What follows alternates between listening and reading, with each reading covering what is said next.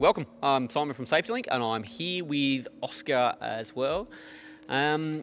We decided to put together a bit of a series. One of the ongoing questions that we have is around standards and the new standards, so that being 1891.4 and 5532. So, Oscar, welcome. Thank you, Sam. Here we go. So we're going to work through today, and we're going to focus on the points that are worth noting. So the first section we're going to work through, if I just flick the page here, is section 1. Oscar, so scope and general. So a couple of the key points noted in 1891.4, what this document excludes. Yeah, so it's important to understand when we look at 1891 Part 4 is it's not a manufacturing document. We, as a manufacturer, we're not claiming conformance or we're not trying to meet 1891 Part 4. What Part 4 does is provide selection, use and maintenance guidance criteria for users and installers of product.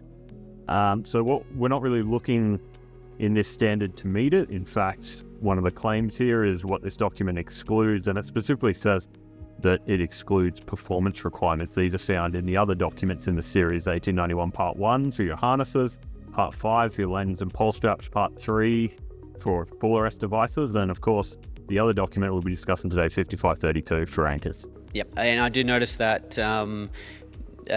this is now the 2025 one, so between 2009 and 2025 there has been other standards that have changed. So 1891.1 now it's just the harness based product, and then you've got 1891.5, which is lanyards. Yeah, so almost the entire suite of standards has now been revised since 2020, really. I think was the revision of parts 1 and 5, and 2021 for part 3, and now it's 5532. We've done the whole lot. Yep, so 5532 has been quoted quite a few times in here.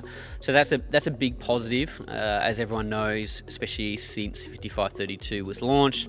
There was a lot of issues around the selection, maintenance and use, it not referencing it, and so forth. So that's one of the big things included in that part. So let's... The other thing's probably worthwhile noticing there is this. With all these changes to standards are not retroactive.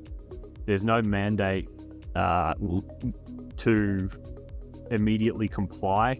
Anchors that have been installed before or products that were being in use before may continue to be used. There's no requirement to immediately update all your products.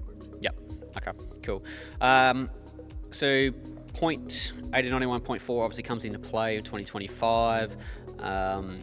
I guess 5532 is going to come into play in 2025. So that's a couple of the key things there.